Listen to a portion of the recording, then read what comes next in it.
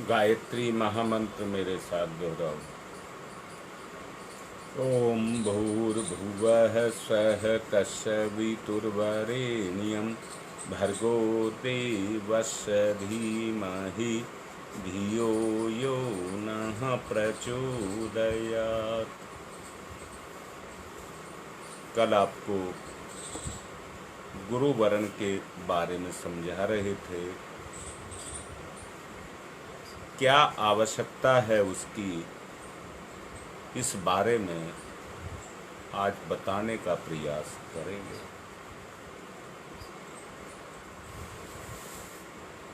माता पिता अपने बच्चे को जन्म देते हैं, जीवन देते हैं, और जीवन देने के बाद में जो स्तर माता पिता का होता है, उस स्तर पर बच्चे का जीवन वो चला देते हैं। बच्चे का जीवन उसी स्तर पर चलने लग जाता है। उससे बाद में, या मैं कहूँगा इसको और आगे बढ़ाऊं, माता पिता उनको स्वच्छ घर दे सकते हैं, कपड़े दे सकते हैं, साधन दे सकते हैं, पर स्वच्छ मन नहीं दे सकते। उस मनोभूमि का जो निर्माण करता है, निर्माण करने वाले का नाम है गुरु। भारतीय समाज में निगुरा कह देना एक गाली के बराबर है, क्योंकि गुरु के बिना मनोभूमि ठीक से निर्मित नहीं होती। माता पिता कितने ही सुशिक्षित क्यों ना हो, बालक का उचित निर्माण करने में समर्थ नहीं हो सकते। उन्हें अपने बालकों के प्रति स्वाभाविक मोह, पक्षपात, स्नेह रहता ही है, और वो रहने के कारण उस कठोरता से मनोभूमि में छमाए हुए उन कुसंस्कारों को निकाल नहीं पाते हैं, क्योंकि अपने बच्चों के प्रति माता पिता बहुत ज़्यादा सहज, और क्या कहिए, बच्चे उनकी कमजोरी बनकर के रहते हैं, जिनके कारण वो उनकी मनोभूमि को ठीक नहीं कर पाते।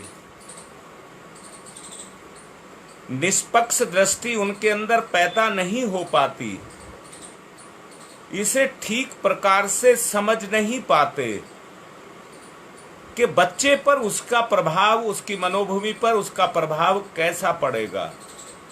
आप लोगों ने देखा होगा, बच्चा बोलने के साथ ही तुतला बोलता है, साफ नहीं बोलता है। माता पिता भी कई बार उसका साथ देने के लिए तोतला ही बोल देते हैं, वैसा ही बोल देते हैं। बार बार इस प्रकार बोलते बच्चे को देख करके माँ बाप को आनंद आता है। ऐसे अवसरों पर गुरु का दृष्टिकोण दूसरा होता है। वो देखता है कि इस प्रकार के बोलते रहने से बच्चे को आदत पड़ जाएगी। अगर आदत पड़ गई तो वो तुतला ही बोलेगा, उसकी जीभ ठीक से नहीं उठ पाएगी। इसलिए गुरु क्या करता है, उस बुराई से उसको बचा करके अच्छाई की तरफ उसको लेकर के चलता है। ऐसा नहीं है कि लाड़, चाव, स्नेह, दुलार गुरु नहीं देता है, वो भी देता है, परंतु मनोभूमि को अच्छे से निर्माण करके बालक को एक अच्छा जीवन देता है। ममता से रहित, दूरदर्शी, सच्चा, स्थायी हित चाहने वाले ज्ञानबद्ध गुरु ही केवल उसको वो जीवन दे सकते हैं। यही कारण है अपने बालकों को जैसे ही थोड़ा मैच्योर होते थे, हमारे यहाँ बच्चे को गुरु को सौंप देते थे और बच्चा गुरु के पास आश्रम में चला जाता था, अपना बाल्यकाल वहीं पर गुजारता था और वहां पर गुजार करके अपनी सामर्थ्य को बढ़ा चढ़ा करके जब वापस लौट करके आता था तो ग्रस्त जीवन में प्रवेश करता था। यहां तक मैं ये कह रहा हूं, वहां तक वो पूर्णतया योग्य बन करके आता था। आप लोगों ने देखा हो विज्ञान की पढ़ाई में या पढ़ाई में दो तरह की पढ़ाई होती है, उसमें थ्योरेटिकल और प्रैक्टिकल दोनों तरह के काम को करना पड़ता है। गुरु का आश्रम ही है जहाँ बच्चा अपने निर्माण में जो कुछ भी पढ़ता है उसको तुरंत व्यवहार में उतारना पड़ता है।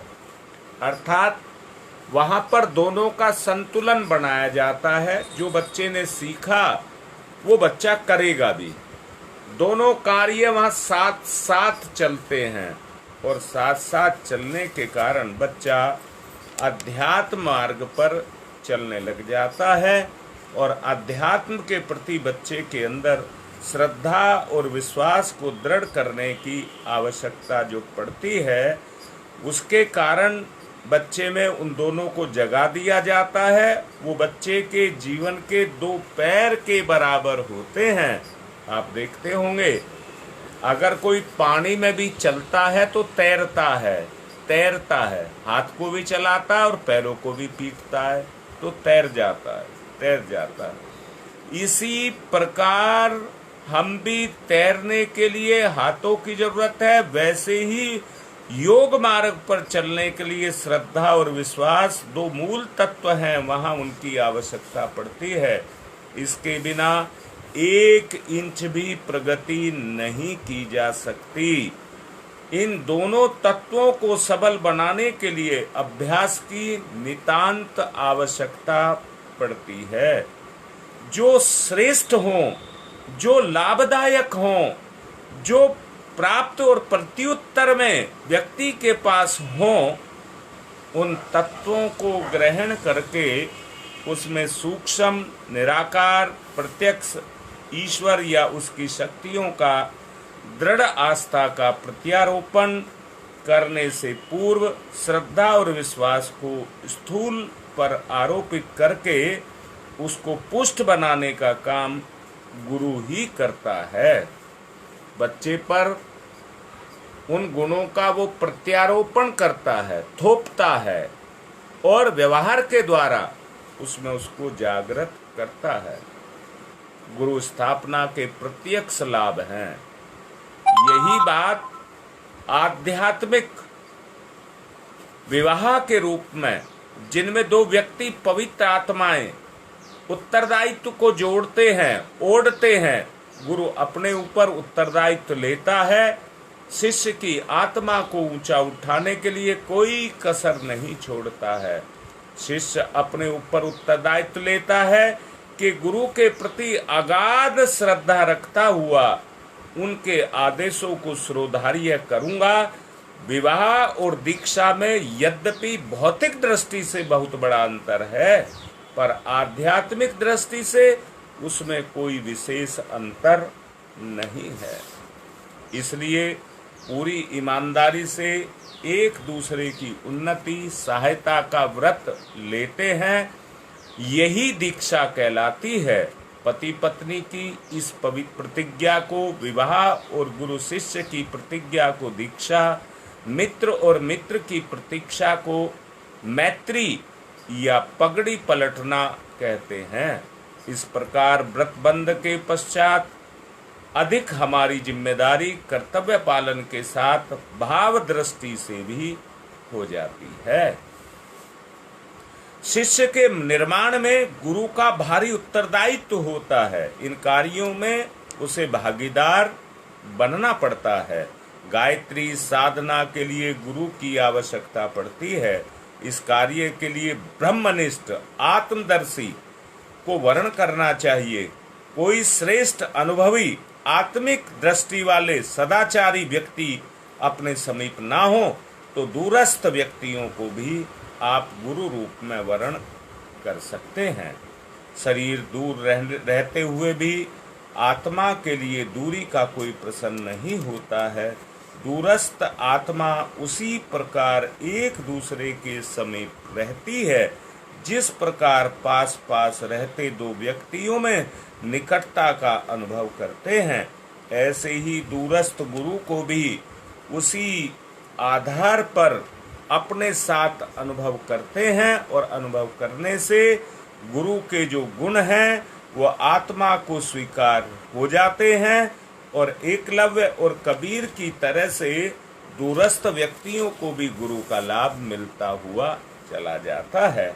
अपने आप दीक्षा ले ली गई थी, दोनों ने दीक्षा गुरु ने नहीं दी थी, दोनों ने अपने आप दीक्षा ले ली और उनके दूरस्थ गुरुओं के बारे में शिष्य को भी ऐसा भाव अंतर में धारण करना पड़ता है कि अपने समझ से प्रसन्न है और गुरु के समस्त दायित्वों को पूरा कर रहे हैं।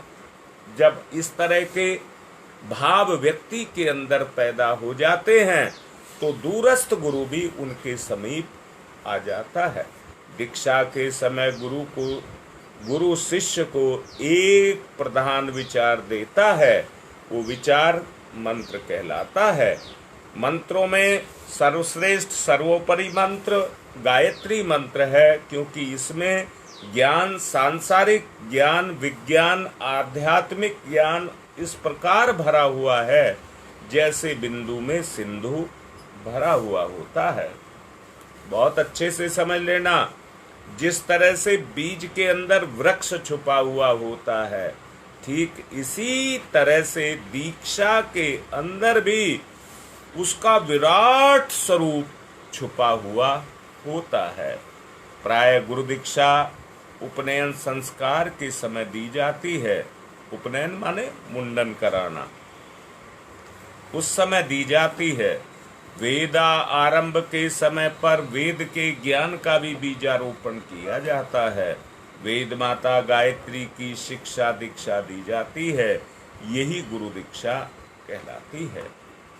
प्राचीन काल में छात्र जब गुरु के आश्रम में गुरुकुल में शिक्षा प्राप्त करने जाता था तो आचार्य पाश्विक जीवन से छुटकारा पाकर मानवीय आदर्शों के अनुरूप जीवन बिताने की शपथ दिलाते थे। जो शपथ को नहीं लेता था उसे शिक्षा का अधिकारी नहीं मानते थे। ये शपथ द्विजत्व के रूप में कहलाती थी। यज्ञोपवीत इस शपथ का प्रतीक, प्रमाण, स्मरण दिलाने वाला चिन्ह था।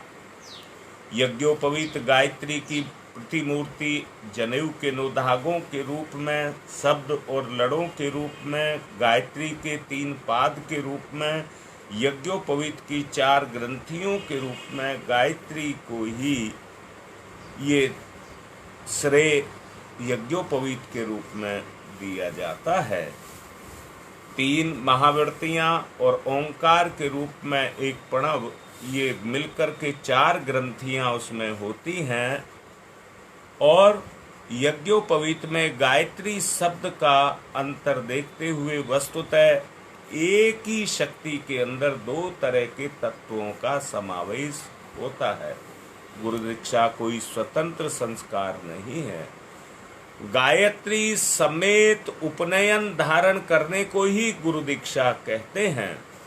चूंकि गायत्री केवल शिक्षा मंत्र नहीं है बल्कि शक्ति मंत्र भी है, और इस शक्ति मंत्र का सदा प्राण शक्ति के साथ सम्मिलित होकर ही फलप्रद होता है। पुस्तक को पढ़कर के पुस्तक का ज्ञान हो जाता है और उस ज्ञान के आधार पर व्यक्ति अपनी परीक्षा देकर के प्रमाण पत्र प्राप्त कर लेता है। यदि शक्ति के साधक विशेषज्ञ सिद्ध पुरुष की प्राण शक्ति के समावेश के साथ गुरुमुख से उस मंत्र को लिया जाए तो वो प्राण योग मंत्र साधक के लिए सफलता प्रदान करने वाला बन जाता है। इसलिए प्राय सभी शक्ति मंत्र गुरुमुख से लिए जाते हैं। ये मंत्र पहले से ही याद तो सभी को होता है, पर साधना के द्वारा अपनी प्रगति करनी होती है। तब उसको विधिवत जो दीक्षा के माध्यम से दीक्षा ली गई है, उसके माध्यम से उसको अपने जीवन में सक्रिय किया जाता है। राम ये 2 अक्षर का मंत्र है, सर्वविदित है, फिर भी कबीर को उसे सफल बनाने के लिए इस राम मंत्र को स्वामी रामानंद जी से गुरु दीक्षा के रूप में ग्रहण करना पड़ा। वेदा आरंभ और उपनयन के साथ शास्त्रोक्त परंपरा के अनुसार गुरु मंत्र की भी दीक्षा लेनी होती है। आजकल अनेक संप्रदायों और मत मतांतरों का बोलबाला है, जो अपनी अपनी मन मर्जी से के मंत्रों को ही यज्ञोपवीत के साथ कई पंडित देते हुए देखे जाते हैं। उनका कोई शास्त्रीय आधार नहीं होता। प्राचीन काल में उपनयन और वेदारंभ कराने वाले जिन विद्वान होते थे, जो वेदों के निष्णात एवं तपस्या के धनी माने जाते थे, गुरु मंत्र चलाने के अधिकारी वो ही बन पाते थे।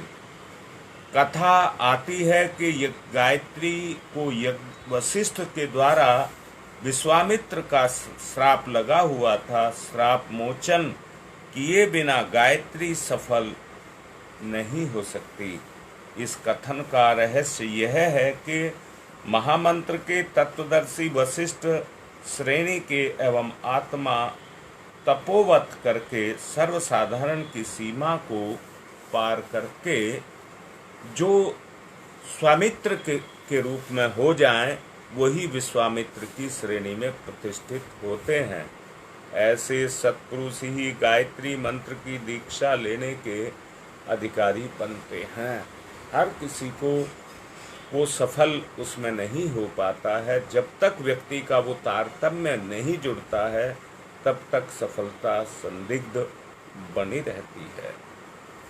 इन्हीं में इतना प्राण है शिष्य की अंतरात्मा में, गहन प्रदेश में मंत्र की शक्ति को प्रतिष्ठापित करना ऐसा कार्य है जिन्हें अवसर प्राप्त नहीं होता है, उनकी साधना वैसी ही सफल नहीं होती जैसी होनी चाहिए।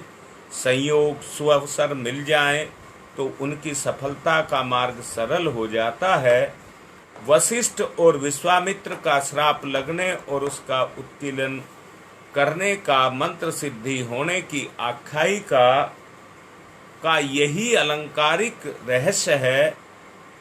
अन्यथा चारों वेदों की जननी को भला कोई श्राप क्या देगा और श्राप देने की हिम्मत कौन करेगा? ऐसा किसी के बस की संभव नहीं है। श्राप की वही दुर्गति हो जाएगी जो प्रचंड दावानल के निकट जाने पर एक तुच्छ तिनके की हो जाती है।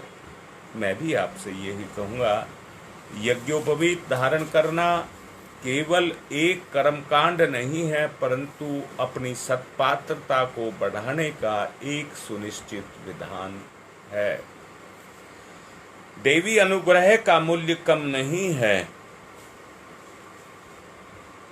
बल्कि जैसे जैसे आंतरिक शक्ति उसके साथ जुड़ती जाती है, वो उस अनुग्रह को आत्मसात कर पाने के लिए जिस स्तर की पात्रता को रखता है, उसी स्तर की पात्रता के द्वारा वो मंत्र की शक्ति उसकी शक्ति में जाकर के सन्निहित होती हुई चली जाती है। जिसका मूल्य अनुग्रह से ज्यादा बढ़ गया हो, बदल गया हो, जैसे धरती पर बादल बरसते हैं, उनके बरसने का लाभ टीले भी पाते हैं और चट्टाने भी पाती हैं, बल्कि असली लाभ गड्ढों को मिलता है, क्योंकि उसमें रोकने की पात्रता होती है। ऐसे ही हम भी उस मंत्र की शक्ति के सत्पात्र होने चाहिए। जब हम उस मंत्र की शक्ति के सत्पात्र हैं, गुरु की कृपा आकर के बरसती है, तो जो बरसात हुई उसको अपने में आत्मसात करता है, जिससे उसका लाभ उसको मिलता है। बर्तन उल्टा रखा हो और मूसलाधार बारिश हुई हो तो पानी उसमें टिक नहीं पाएगा, भर नहीं पाएगा, जैसा आया वैसा ही बह जाएगा। उसे भरने के लिए पात्र को ग्रहणशील होना चाहिए। अपने अंदर उस तरह की जिज्ञासा पैदा होनी चाहिए कि मुझे इस ज्ञान को, इस शक्ति को आत्मसात करना है। शिष्य सत्पात्र हो तो जैसा एकलव्य और कबीर की बात मैं अभी आपसे कह रहा था, दोनों ने केवल प्रतीक रूप में गुरु को बता करके गुरु वरण नहीं किया था, परंतु कबीर की छाती पर पैर पड़ा और एकलव्य ने गुरु की मूर्ति, मिट्टी की मूर्ति बना करके खड़ी कर ली और अपने आप से, अपनी अंदर की श्रद्धा से उस स्तर का वहां पर उन्होंने अभ्यास किया। तो देखिए, जो अर्जुन नहीं कर सका उसकी शक्ति एकलव्य में पैदा हो गई। गुरु की महत्ता जितनी आवश्यक है उससे ज़्यादा आवश्यकता शिष्य की श्रद्धा और सद्भावना की है। यदि शिवाजी ने सिंघनी का दूध लाकर अपनी पात्रता को सिद्ध ना किया होता तो समर्थ गुरु की जो आशा थी, जो वो अपने शिष्य को छत्रपति राजा बनाना चाहते थे, शायद उसको पूरा नहीं कर पाते। जहाँ छत्रपति ने अपनी पात्रता को सिद्ध किया, अपनी पात्रता को सिद्ध किया, तो उस पात्रता को सिद्ध कर देने के कारण ही उन्हें छत्रपति बनने का सौभाग्य मिला। चंद्रगुप्त के समर्पण के समय चाणक्य उन्हें भारत का सिरमौर कैसे बना सकते थे। नरेंद्र यदि काली माँ के से ज्ञान, भक्ति, वैराग्य की कामना ना करता तो स्वामी रामकृष्ण परमहंस उसको विवेकानंद नहीं बना सकते थे।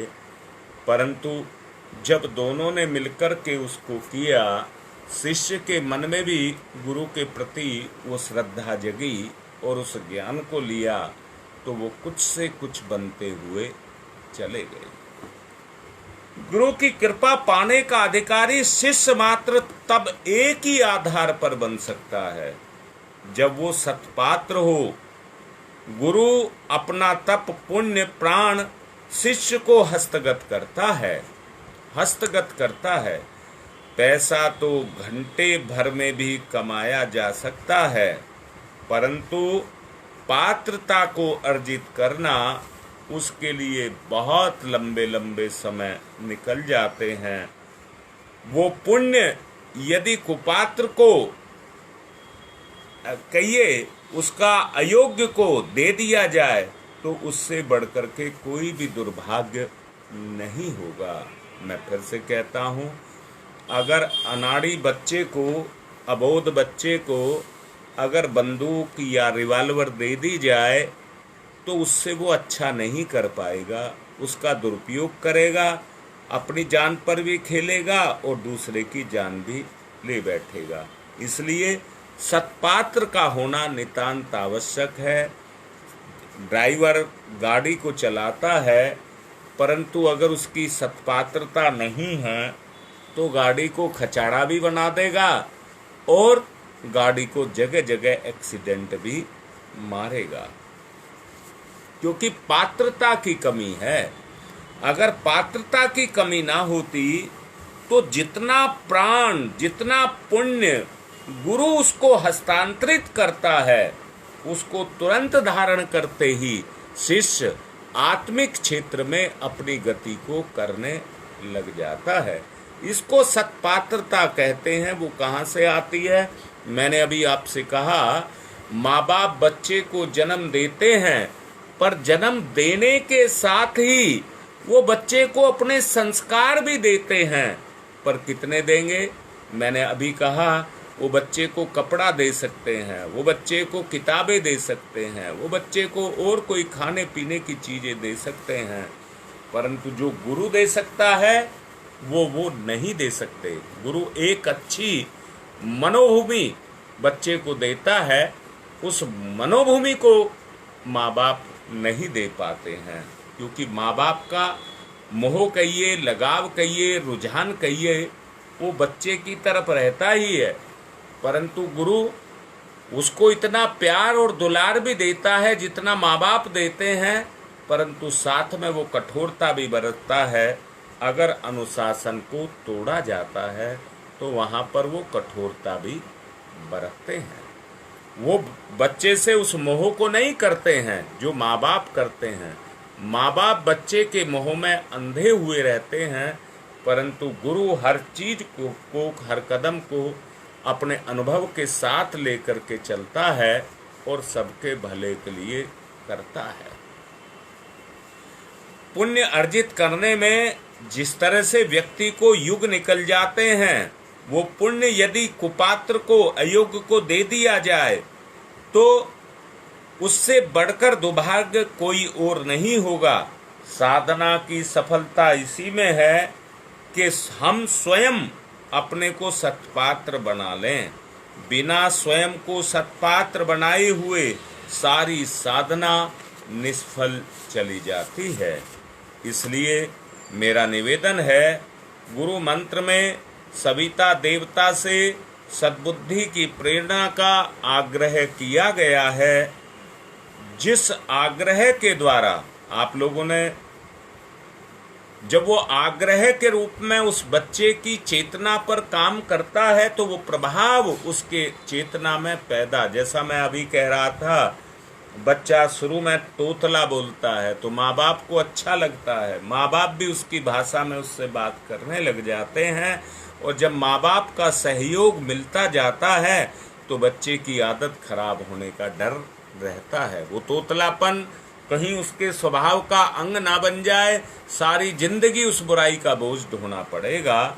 इसलिए गुरु बच्चे से क्या कराता है? पुरस्चरण कराता है, पुरस्चरण कराता है, और पुरस्चरणों को करते हुए देखिए वह अपने आप को उसके अनुसार ढालता हुआ चला जाता है। शंकराचार्य कृत गायत्री पुरस्चरण पद्धति में सबसे त्रिकाल साधना उसमें आई है, वो प्रातःकाल उपासना के लिए सर्वोत्तम है। जिस समय ब्रह्म तेज का आवाहन उपयुक्त पड़ता है, उसी के लिए हंसारूढ़ भगवती का सर्व प्रचलित जो ध्यान की उपयुक्त विधि है वो स्वयं प्रकट होता हुआ चला जाता है। बहुत अच्छे से जान लेना, जहाँ कहीं उसे 5 मुख और 10 भुजाओं का वर्णन गायत्री का आता है, वो और कोई नहीं, जीवात्मा के ऊपर चढ़े हुए 5 कोष होते हैं। जब पांचों के पांचों कोष सक्रिय होते हैं तो उसके अंदर 5 देव, 5 प्राण, 5 तत्व गायत्री के रूप में उसके ऊपर समाविष्ट होते हुए चले जाते हैं। उसे पंचमुखी के रूप में सभी जो साधक हैं वो उनको अपनाते हैं, अपने अंदर चित्रित करते हैं, और 10 इंद्रियों, 10 भुजाओं के रूप में चित्रण अथवा उसके सुखों को विवेक के द्वारा अनेक भुजाओं का लाभ, गुणों के रूप में अनेक पैरों वाली बात विचित्र लगती है, पर अनेक हाथों वाली बात विचित्र नहीं लगती है। अपनी सामर्थ्य को बढ़ा लेना, ये हाथ को बढ़ा लेना है, पैर तो एक ही रहता है। मैं सतपथ ब्राह्मण में जो गायत्री मंत्र को और गुरु दीक्षा को प्रमुखता दी गई है वो ये है कि अन्य ग्रंथों में इसका सामान्य विवेचन है, निरुक्त गायत्री जायते अर्थ कहते हुए कहा गया है कि गायन करने वाले का त्राण करने वाली शक्ति गायत्री माता के अंदर निहित है। गायत्री शक्ति ही वो शक्ति है जो देवता सविता प्रातःकाल उदयीमान स्वर्णिम सूर्य को सविता कहते हैं। इस महामंत्र के जप काल में सविता देवता का ध्यान करना और ब्रह्म तेज को अभिवर्धन अपने अंदर करना। गीता में भगवान ने समस्त वेद मंत्रों में गायत्री में अपना स्वरूप बताया है। गायत्री में जो छुपा हुआ है वो मेरा ही स्वरूप है। अपने आप को ही बताया है कि मैं गायत्री में निवास करता हूँ। श्री कृष्ण भगवान ने इस बात को कहा है। पुराणों में ऐसे अगणित प्रसंग हैं जिनमें गायत्री उपासना के फलस्वरूप आत्म कल्याण और लोक कल्याण की जो भावना है, उस उद्देश्य की पूर्ति का विवरण मात्र सद्बुद्धि की प्रार्थना से ही हो सकता है। अभिष्ट प्रेरणा देने में वो समर्थ है। भगवान श्री कृष्ण ने अर्जुन का रथ भी संचालन किया था, वरन साथ में भटक रही बुद्धि को भी सन्मार्ग में लाए थे। उसकी भारी प्रेरणा उन्होंने दी थी। ऐसी ही प्रेरणा देने वाले साधक को सन्मार्ग पर चलाने की परिपूर्ण क्षमता गुरु मंत्र में ही होती है। ऋतंबरा प्रज्ञा का अधिकारी बनता है। इसका अवलंबन लेने पर ही विवेक बुद्धि दिव्य दृष्टि के रूप में उपलब्ध होती जाती है और सुख शांति का स्वर्ग मुक्ति का मार्ग उसका खोलती हुई जाती है। मैं भी आपसे यही कहूँगा, अपने आप को जगाओ, जागो और चलो। समय की मांग है, समय की आवश्यकता है। इष्ट ही आदमी के जीवन का लक्ष्य है। साधना में ही देवता है। मंत्र का या गुरु का निर्धारण भी अपनी विवेक दृष्टि से किया जाता है।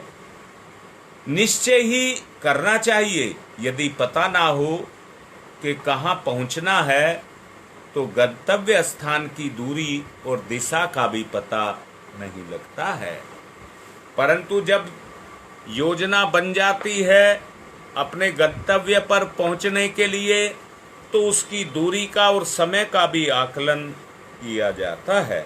कितने समय श्रम मनोयोग साधन सहकार के द्वारा हम उस आवश्यकता को पूरा कर सकते हैं, ये अनुमान उसी के द्वारा लगाया जा सकता है।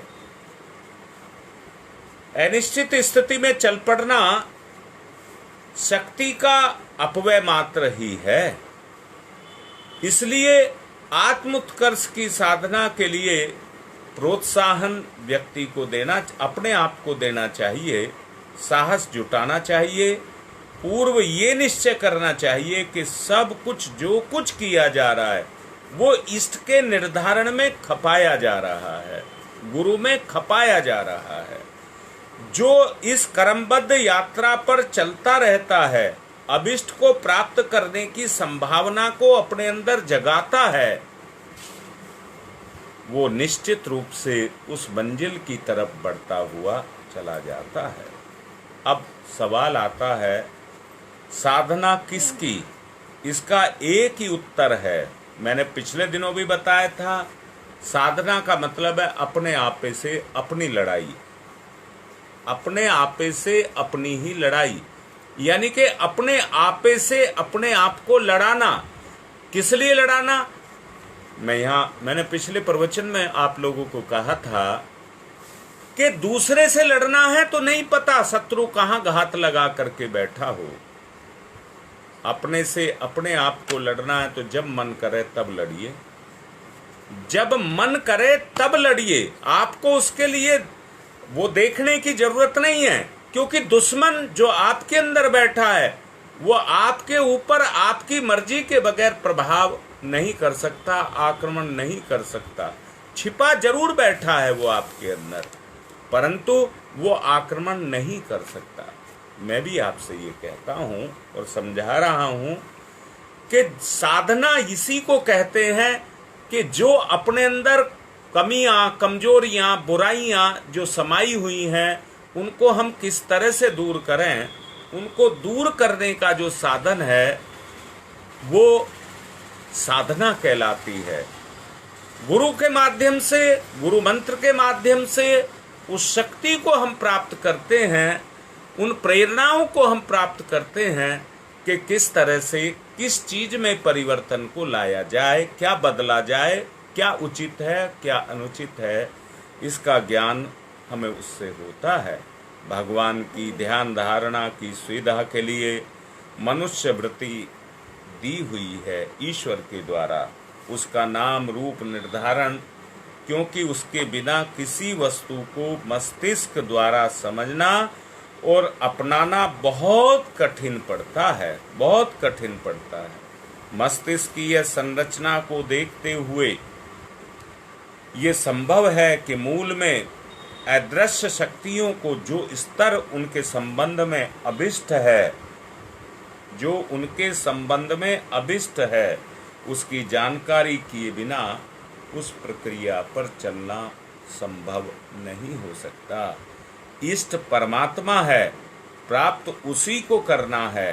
परमात्मा की उसकी समीपता और अनुकंपा को प्राप्ति के लिए आत्म उत्कर्ष का लक्ष्य व्यक्ति को रखना चाहिए। इसी के निमित्त विभिन्न विधि विधानों के वाली उपासनाएं हमें करनी चाहिए। जब उसी के निमित्त हम अपनी उपासनाओं को करते चले जाते हैं और साधना के रूप में उन्हें प्रणीत करते हुए चले जाते हैं, तो वो ही साधनाएं हमारे व्यवहार में आकर के साधन का काम करने लग जाती हैं और वो हमारी जिंदगी का साधन बन जाती हैं। मेरा निवेदन है, मैं आपसे ये निवेदन करना चाहूँगा कि हमें क्या करनी चाहिए।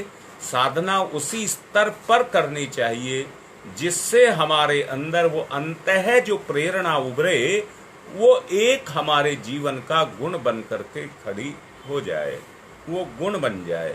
मेरा आत्मीय निवेदन है, ऐसा आप करें तो निश्चित रूप से जो गुरु और शिष्य के बीच का जो रिश्ता है वो सफल होता हुआ चला जाएगा। आज की बात को पूर्ण कर रहा हूँ और एक संदेश के साथ कि 15 तारीख को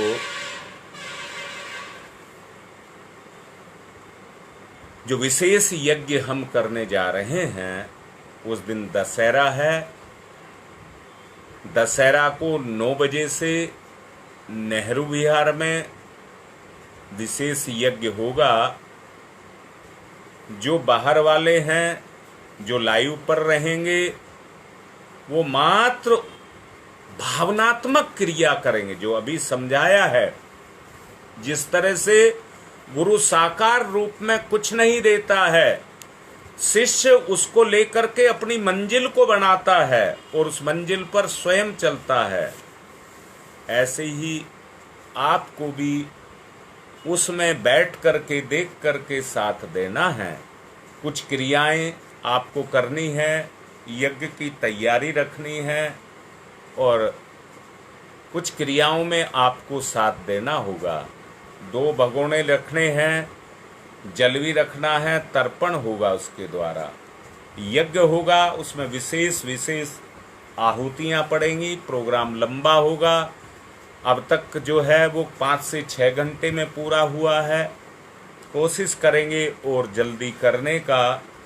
इसलिए निवेदन है आप सबसे कि सभी उस दिन लाइन पर रहें। 9 बजे से कार्यक्रम शुरू होगा और निवेदन कर रहा हूँ, नेट खत्म हो सकता है, इसलिए 2-3 फ़ोन रखें। और विशेष रूप से मैं कोनिया ग्रुप को कह रहा हूँ, आप 2-3 जगह इकट्ठे हो जाएं, क्योंकि लंबा क्षेत्र है तो 2-3 जगह उसकी व्यवस्था बना लें।